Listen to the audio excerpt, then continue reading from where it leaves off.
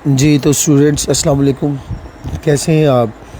उम्मीद करता हूँ कि आप लोग बिल्कुल ठीक-ठाक होंगे। आज का जो लेक्चर है ये तीसरी पोइम है, अ bird came down the walk. तीसरा लेसन है और पहली पोइम है। इसको आज हम डिस्कस करेंगे एमिली डिकिंसन की। पहले मैं एमिली डिकिंसन के बारे में बता दूं कि एमिली डिकिंसन जो है वो 1830 में पैदा हुई न्यू इंग्लैंड के एक गांव में, और उस गांव का नाम था आमहर्स्ट। ये आमहर्स्ट प्लेस जो है ये एक गांव है जो कि बड़ा एक पीसफुल और एक क्वाइट सा विलेज है। और उसने जो पोएम्स लिखी उनमें ज़्यादातर जो थीम चलते हैं वो लाइफ एंड डेथ के बारे में है, लव के बारे में है, नेचर के बारे में है। और हेनरी जेम्स जो है वो इसके बारे में कहता है the landscape of the soul, जो कि बड़ी खूबसूरत लाइन बोली है उसने इसके बारे में। ये जो ख़ातून थी, ये जो शायरा थी, ये 1830 में पैदा होने वाली, इसने अपनी ज़्यादातर ज़िंदगी जो है वो तन्हाई में गुजारी। और इसने अपनी इब्तदाई तालीम जो थी वो वहीं से ही हासिल की। और उसके बाद इसने जो है वो पोइट्री पर काम करना शुरू किया। ये अपनी फ्रेंड्स को गिफ्ट वगैरह भेजती थी जिसमें अपनी पोइम्स वगैरह लिखी हुई होती थी। आज की ये जो पोइम है एमिली डिकिंसन की, अ bird came down the walk, जैसे कि इसका टाइटल ही सजेस्ट करता है कि ये जो पोइम है that is all about nature. और बर्ड जो है यहाँ एक रिप्रेजेंटेटिव है नेचर का, यानी कि वो नेचर को रिप्रेजेंट कर रहा है। इसने ये जो पोइम लिखी है ये क्वाट्रेन फॉर्म में लिखी है। क्वाट्रेन एक ऐसी पोइम होती है जिसमें हर स्टेंजा जो है वो 4 लाइंस का होता है। तो करते हैं जी इसको start. A bird came down the walk, he did not know I saw, he bit an angleworm in halves and ate the fellow raw. पहली line, a bird came down the walk. Walk जो है यहाँ पे stand करता है pavement के लिए। जो दो लॉन के दरमियान रास्ता होता है दैट इज़ कॉल्ड वॉक। तो परिंदा जो है वो उड़ता हुआ आया और जनाब वो उस पगडंडी पर, उस पेवमेंट पर उसने आकर अपना जो है वो वहाँ आकर बैठ गया। और ही डिडंट नो आई सा, शायर कहता है कि उसको नहीं पता था कि मैं उसको देख रहा हूँ। ही bit an angleworm in halves, उसने एक एंगलवर्म क्या है? एंगलवर्म बेसिकली अर्थवर्म को कहते हैं, और इसको एंगलवर्म इसलिए कहा जाता है क्योंकि फ़िशरमैन जो हैं वो इसको यूज़ करते हैं बेटिंग के दौरान। तो एंगलवर्म बेसिकली क्या है? अर्थवर्म।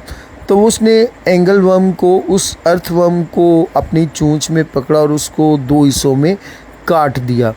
ये जो लाइन है ये विजुअल इमेजरी जो है वो बयान कर रही है। विजुअल इमेजरी एक ऐसी इमेजरी होती है जिसमें जो आप एक सीन जो है उसको विजुअलाइज करते हैं, एक इमेज को विजुअलाइज करते हैं। And ate the fellow raw, और उसको कच्चा ही खा लिया। अब यहाँ पे शायर जो है वो ही का लफ्ज़ भी यूज़ कर चुका है और फेलो का। अब शायर का ही का लफ्ज़ यूज़ करना और फेलो का लफ्ज़ जो है वो यूज़ करना जो है ये ऐसा लग रहा है जैसे कि ना वो उसको परिंदे को ह्यूमन लाइक क्वालिटीज़ जो है वो दे रहा है।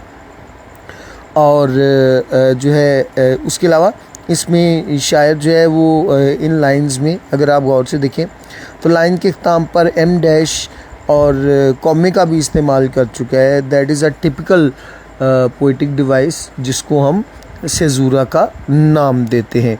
तो शायरा जो है वो यहाँ सेज़ूरा का भी इस्तेमाल कर चुकी है।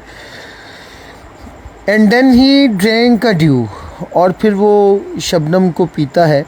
From a convenient grass. अब कन्वीनियंट जो है, कन्वीनियंट जो है इसका मतलब जो है सुकून को कहते हैं, कि जैसे कहते हैं कि I am not convenient in this situation, मैं इस सूरत हाल में अपने आप को पुरसुकून महसूस नहीं करता। लेकिन यहाँ कन्वीनियंट से मुराद जो है वो अप्रोचेबल है। तो वो कहते हैं कि and then he drank a dew from a convenient grass, और फिर पास ही घास से वो शबनम के कतरों को पीता है। And then hopped sideways to the wall. Hopped mean यहाँ जंप्ड, उसने छलांग लगाई, वो छलांग लगा के जो है वो दीवार पे चढ़ जाता है। ये भी शायरा ने जो है विजुअल इमेजरी जो है वो पेश की है। टू लेट अ बीटल पास, वहाँ से एक बीटल को, एक कीड़े को वो गुज़रने भी देता है। अब अगर गौर करें तो जो बर्ड है जो कि बेसिकली यहाँ स्टैंड कर रहा है किसके लिए, नेचर के लिए, तो उसके इन पहले 2 स्टैंजा में उसकी 2 डिफरेंट किस्म के उसके जो है बिहेवियर हमें नज़र आ रहे हैं। मसलन पहले स्टैंजा में he bit an angleworm in halves and ate the fellow raw, वो बड़ा क्रूअल सा हमें दिखाई दिया है, नेचर जो है वो हमें क्रूअल सी दिखाई दी है। जबकि दूसरे स्टैंजा के लास्ट में जो है वो एक बीटल को पास करने देता है, उसको गुजरने देता है। तो ऐसी सिचुएशन जो होती है, जो क्रिएट की जाती है, जिसमें 2 डिफरेंट बिहेवियर जो है वो सामने आते हैं, इसको हम जक्सटापोजिशन का नाम देते हैं, जो कि एक अनदर पोइटिक डिवाइस है। तो शायर जो है यहाँ जक्सटापोजिशन को भी इस्तेमाल कर चुका है। तो शायरा का ये कहना कि एक तरफ नेचर जो है वो एंगल वर्म को काट रही है, उसको खा रही है, और दूसरी तरफ से उसको गुज़रने दे रही है, ये जो है 2 अपोजिट बिहेवियर जो है वो ज़ाहिर करना चाह रही है। ही ग्लांस्ड विद रैपिड आइज़, अब ग्लांस जल्दी से देखना, इधर उधर देखना, that is also human being quality. तो यहाँ पे भी एक एहसास होता है कि शायरा जो है वो ह्यूमन बीइंग क्वालिटी जो है वो दे रही है। और दैट हरिड ऑल अराउंड, जो कि चारों तरफ बड़ी तेज़ी से घूमती है। दे लुक्ड लाइक फ्राइडन बीड्स, और उसकी जो आँखें हैं वो किसी खौफज़दा मोतियों की तरह दिखाई दे रहे हैं। अब शायरा जो है यहाँ पे सिमिली का इस्तेमाल कर चुकी है, लाइक का वर्ड यूज़ कर चुकी है। सिमिली क्या होती है कि जब आप किसी चीज़ को किसी दूसरी चीज़ जैसा ठहराते हैं, this is called simile. They look like frightened beads I thought, मेरे ख़्याल में वो जो मैंने सोचा कि उसकी आँखें जो हैं वो किसी खौफज़दा मोती की तरह दिखाई दे रही हैं। And stirred his velvet head, और उसने अपने हेड को, जो कि मखमली सर है, उसको तेज़ी से झटका दिया। अब ज़रा मैं इसका और क्रिटिकल एनालिसिस करूं तो फ्राइडन बीड्स जो है ये किसी हद तक, नॉट कम्प्लीटली, किसी हद तक मुझे जो है वो ऑक्सीमोरॉन भी दिखाई दे रहे हैं, not strong but weak oxymoron दिखाई दे रहे हैं। ऑक्सीमोरॉन जो है that is another poetic device. इसमें क्या होता है कि एक फ्रेज़ यूज़ किया गया होता है जिसके 2 अपोजिट कॉनोटेटिव वर्ड्स मौजूद होते हैं, ठीक है। एक नेगेटिव होता है, एक पॉजिटिव होता है, एक पॉजिटिव होता है, एक नेगेटिव होता है। मिसाल के तौर पर आपने पोइम पढ़ी होगी द रेन, तो उसमें उसने स्वीट नॉइस का फ्रेज़ यूज़ किया हुआ है। अब शायर ने वो स्वीट नॉइस जो है वो कभी भी स्वीट नहीं होता। स्वीट पॉजिटिव कॉनोटेशन वाला वर्ड है, और नॉइस जो है वो हमें नेगेटिव कॉनोटेशन देता है। तो स्वीट चूँकि पॉजिटिव है और साथ नॉइस नेगेटिव, लेकिन शायर जो है उसमें बड़ा खूबसूरत तौर पर इसका ऑक्सीमोरॉन का इस्तेमाल कर चुका है। इसी तरह अगर मैं कहना चाहूँ कि डेफनिंग साइलेंस, तो एक बहरा करती हुई खामोशी, तो ये भी एक ऑक्सीमोरॉन ही है। मैं इस स्टेंजा को दोबारा पढ़ता हूँ। He glanced with rapid eyes that hurried all around, they looked like frightened beads I thought, he stirred his head, his velvet head. वो तेज़ी से इधर उधर देखता है, और बिल्कुल जैसे बंदा कोई इंसान जल्दी से इधर उधर देखता है, और उसकी आंखें जो हैं वो इस तरह दिखाई दे रही हैं जैसे कि वो खौफज़दा मोती होते हैं, और उसका मखमली सर जो है वो तेज़ी से हरकत करता है। अब वेलवेट हेड जो है ये उसका मखमली सर जो है, ये जो फ्रेज़ इस्तेमाल किया है इसमें हमें पर्सोनिफिकेशन की झलक भी दिखाई दे रही है। बेसिकली वेलवेट हेड जो है ये एक और इमेजरी है जिसको हम टेक्टाइल इमेजरी कहते हैं। टेक्टाइल इमेजरी कौन सी होती है? जिसमें आप किसी चीज़ को छू कर किसी चीज़ का एहसास लेते हैं। तो शायरा जो है वो यहाँ टेक्टाइल इमेजरी भी यूज़ कर चुकी है। उसके साथ साथ लफ्ज़ जो वेलवेट का यूज़ किया है ये एक मेटाफर की तौर पर भी हमारे सामने नज़र आ रहा है। He stirred his velvet head like one in danger, cautious। अब cautious, danger ये भी मेटाफर है, क्योंकि बेसिकली जो है मैन जो है ये जब डेंजर में होता है तो वो उसकी जो हरकत व सकनात है वो बिल्कुल इसी तरह होती हैं। I offered him a crumb, मैंने उसको रोटी का टुकड़ा पेश किया। And he unrolled his feathers, और उसने अपने परों को खोला। And rowed him softer home, और उसको पुरसकून अंदाज में उसके घर की तरफ ले गया। अब ये जो स्टेंजा है, इस स्टेंजा में जो है हमें दो किस्म के बिहेवियर नज़र आ रहे हैं। एक शायरा का बिहेवियर है कि शायरा कहती है कि मैंने उसको एक क्रम पेश किया, रोटी का एक टुकड़ा पेश किया। और दूसरा बिहेवियर नज़र आ रहा है परिंदे का। अब शायरा ने जब उसको रोटी का टुकड़ा पेश किया तो परिंदे ने उसको एक्सेप्ट नहीं किया। अब बर्ड स्टैंड्स फॉर नेचर, ज़रा गौर से बात सुनिएगा, बर्ड स्टैंड्स फॉर नेचर। अब जब वो ह्यूमन बीइंग को की ऑफ़र को एक्सेप्ट नहीं कर रही नेचर जो है, इट मीन्स कि नेचर जो है वो फ्रीडम चाहती है, वो इंडिपेंडेंस चाहती है, वो कभी भी स्लेवरी को कबूल नहीं करती। Then oars divided the ocean, और वो बिल्कुल इस तरह चलता हुआ गया, उड़ता हुआ उसके पर इस तरह मूव करते गए और उसको उसके घर की तरफ लेते गए जिस तरह कश्ती जो है वो चलती है तो उसके चप्पू जो है वो मूव करते हैं। और यहाँ पे उसकी जो बॉडी है वो बोट लाइक है, और उसके जो चप्पू जो यूज़ किए जा रहे हैं वो उसके विंग्स लाइक है। तो ये भी बड़ा मेटाफोरिकल जो है वो उसने इसका जो है वो इस्तेमाल किया है, और use of imagery for comparison उसने यूज़ की है। टू सिल्वर फॉर अ सीम, और वो जब उड़ता है तो वो इस तरह उड़ रहा है कि इस तरह मूव कर रहा है पानी में जिस तरह के उसकी सरफेस पर किसी किस्म का कोई असर नहीं हो रहा, ठीक है। और बटरफ्लाइज ऑफ बैंक्स ऑफ नून, या जैसे तितलियां जो हैं वो दोपहर के किनारे से उड़ती हैं। लीप प्लैशलेस एज दिस स्वैम, बिल्कुल इस तरह जैसे उनकी कोई आवाज़ ही नहीं होती और वो तैरती चले जाती हैं। तो शायरा की जो है ये जो पोइम है इसमें पहले स्टेंजा में और लास्ट स्टेंजा में हमें जो है उसका मूड जो है वो शिफ्ट होता हुआ जो है वो भी दिखाई देता है, ठीक है। और उसके साथ साथ जो है हमें ड्यूअल फेस ऑफ नेचर जो है वो भी नज़र आ रहा है कि एक तरफ वो ब्रूटल है और दूसरी तरफ वो सर्वाइवल की तरफ लेके जा रही है।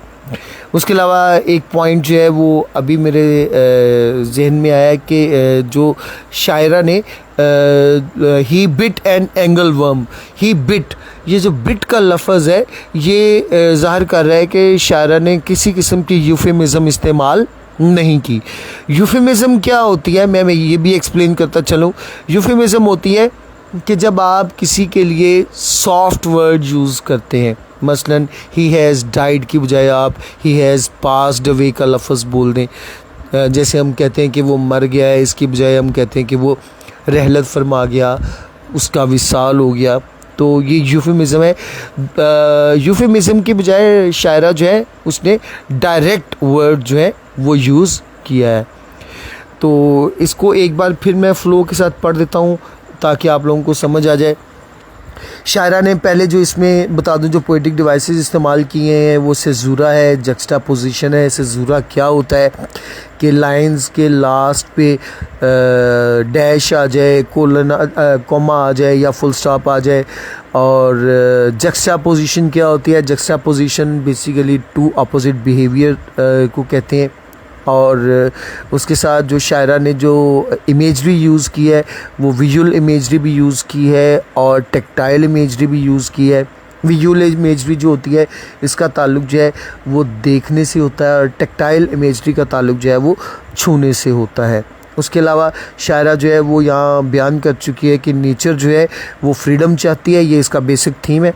वो हमेशा इंडिपेंडेंट रहती है, वो स्लेवरी को बिल्कुल लाइक नहीं करती, ठीक है। और जो है नेचर का जो है उसके अलावा इसने ड्यूअल फेस जो है वो भी दिखाया है। जैसे कि बहुत सारे राइटर जो हैं वो अपनी राइटिंग में इसका इस्तेमाल कर चुके हैं। मिसाल के तौर पर मैं पर्सी बाई शेली की पोइम की बात करूं तो ode to the west wind में भी जो है, जो कि इसकी पोइम है पर्सी बाई शेली की ओड टू वेस्ट विंड, उसमें इसको उसने नेचर को जो है ड्यूअल उसका फेस इस्तेमाल किया है कि डिस्ट्रक्टिव भी है और कंस्ट्रक्टिव भी है। उसके अलावा अगर मैं D.H. लॉरेंस की बात करूं तो उसने अपने एक ऐसे विस्लिंग ऑफ बर्ड में जो है वो बताया हुआ है कि जनाब जो नेचर है वो डिस्ट्रक्टिव भी है और कंस्ट्रक्टिव भी है। जैसा कि जैसे सर्दियां आती हैं तो परिंदे मर जाते हैं, फिर स्प्रिंग आता है तो हर चीज़ जो है वो दोबारा रीबर्थ हो जाती है, ठीक है, और हर तरफ हसल एंड बसल जो है वो स्टार्ट हो जाती है। तो ये शायरों का मुख्तलिफ़ किस्म के अदवार में डिफरेंट किस्म का उनका बिहेवियर रहा है टूवर्ड नेचर। तो एक परिंदा जो है वो चलता हुआ आता है जी, a bird came down the walk, और वो उसको नहीं पता कि मैं उसको देख रहा हूँ। He didn't know I saw, he bit an angleworm in half, वो कीड़े को 2 हिस्सों में काट लेता है। एंड एट द फेलो रा, और उस बेचारे को कच्चा ही खा जाता है। And then he drank a dew from a convenient grass, और करीब से ही घास से वो शबनम के कतरों को पीता है। And then hopped sidewise to the wall to let a beetle pass, और जल्दी से एक तरफ दीवार पर चढ़ जाता है और एक कीड़े को वहाँ से गुजरने देता है। दिस इज़ जक्स्टा पोजिशन, मैं पहले भी बयान कर चुका हूँ। ही ग्लांस विद रैपिड आइज, वो तेज़ी से इधर उधर देखता है। And horrid all around, they look like frightened beads, और उसके जो आँखें हैं वो खौफज़दा मोतियों की तरफ दिखाई दे रही हैं। यहाँ पर शायद ने सिमिली यूज़ की है, ये भी मैं आपको बता चुका हूँ। आई थॉट ही stared his head velvet head, अब वेलवेट हेड जो है यहाँ पर पर्सोनीफाई भी किया गया है यहाँ, और उसके अलावा टेक्टाइल इमेजरी है, और उसके अलावा वेलवेट का लफ्ज़ जो है वो मेटाफोरिकली जो है वो यूज़ किया गया है। Like one in danger cautious I offered him a क्रम, और बिल्कुल ऐसे जैसे वो किसी खतरे में होता है। आई ऑफर्ड हिम अ क्रम, मैं उसको देता हूँ रोटी का टुकड़ा ऑफ़र करता हूँ। And he unrolled his feathers and rowed him softer home, और जल्दी से वो घर की तरफ चलना शुरू हो जाता है। Then oars divide the ocean, यहाँ पर जो है उसकी फ़्लाइट को कंपेयर किया गया है ओर्स के साथ, बोट के साथ, बोट की मूवमेंट के साथ और ओर्स की मूवमेंट के साथ। 2 सिल्वर फेरस हिम और बटरफ्लाई, और यहाँ पे बटरफ्लाई के साथ भी उसको जो है वो कंपेयर किया गया। ऑफ बैंक्स ऑफ नून, जो कि दोपहर के किनारों से उड़ती है। लीप स्प्लैशलेस, बगैर किसी आवाज़ के। स्प्लैशलेस बेसिकली किसे कहते हैं, ऐसी आवाज़ जो कि पानी में आवाज़ पैदा होती है, जिसे हम जमाका कहते हैं, एज दे स्विम। तो उम्मीद है कि आप लोगों को किसी हद तक इसकी समझ आ चुकी होगी। इसको पढ़ें, इसको देखें, इसको सुने और इसके नोट्स तैयार करें। अल्लाह हाफ़िज़।